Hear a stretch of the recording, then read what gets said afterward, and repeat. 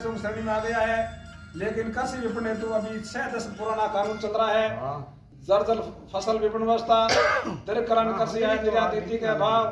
व फसल भंडारण की कोई स्थिति नहीं होने के कारण किसानों को फसलों का उत्पादन लागत के बराबर भी मूल्य नहीं मिल रहा है। दशकों से चली आ रही इस लागत कृषि नीतियों के कारण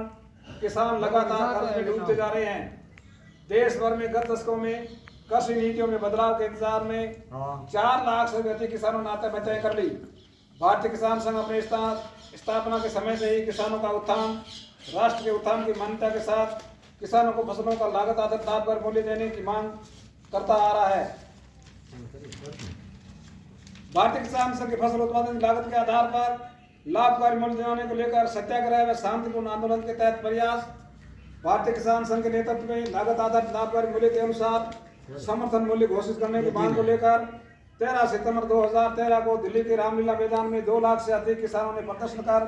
प्रधानमंत्री व राष्ट्रपति को ज्ञापन सौंपा था। उसके परिणाम स्वरूप देश की मुख्य राजनीतिक पार्टियों ने लागत आधारित लाभकारी मूल्य के अनुसार समर्थन मूल्य तय करने का वादा अपने चुनावी घोषणा पत्रों में शामिल किया था। देश में कई सरकार के गठन के पश्चात वर्ष 2016 में देश की लोकसभा व राज्यसभा के 500 से अधिक सांसदों को उसके क्षेत्र में संगठन के प्रतिनिधिमंडलों ने मिलकर किसानों को लागत के आधार पर लाभकारी मूल्य दिलाने व इस हेतु लोकसभा का विशेष क्षेत्र आयोजित करने की चर्चा करने की मांग को लेकर ज्ञापन सौंपे थे। इसी कड़ी में 10 अप्रैल 2017 को दिल्ली के जंतर मंतर भारतीय किसान संघ के नेतृत्व में देश भर से आए सैकड़ों किसान प्रतिनिधियों ने प्रदर्शन कर प्रधानमंत्री जी की लागत आधारित लाभकारी मूल्य के अनुसार समर्थन मूल्य तय करने के वादे को पूरा करने की मांग लेकर ज्ञापन दिया था। परिणाम स्वरूप केंद्र सरकार ने 2018 में समर्थन मूल्य योजना में बदलाव कर प्रधानमंत्री अन्नदाता आय संरक्षण अभियान पीएम आशा योजना की घोषणा करते हुए समर्थन मूल्य योजना के 3 कंपोनेंट बनाए।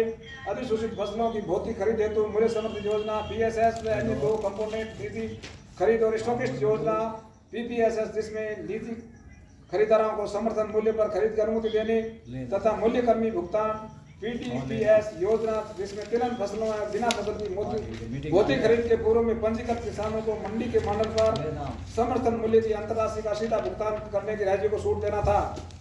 सरकार ने योजना के तहत प्रदेश की उत्पादित फसल का 25% उत्पादन खरीदे तो पूरी तरह वित्तीय सहायता देने व अतिरिक्त 15% उत्पादन की खरीद का राज्य व केंद्र की भागीदारी से करने का प्रावधान करके समर्थन मूल्य खरीद का दायरा बढ़ाने का प्रयास किया था। सरकार ने अपने चुनावी वादों के हवाला देते हुए फसल उत्पादन लागत में A2FL फार्मूले से ज्ञात लागत पर कम से कम 50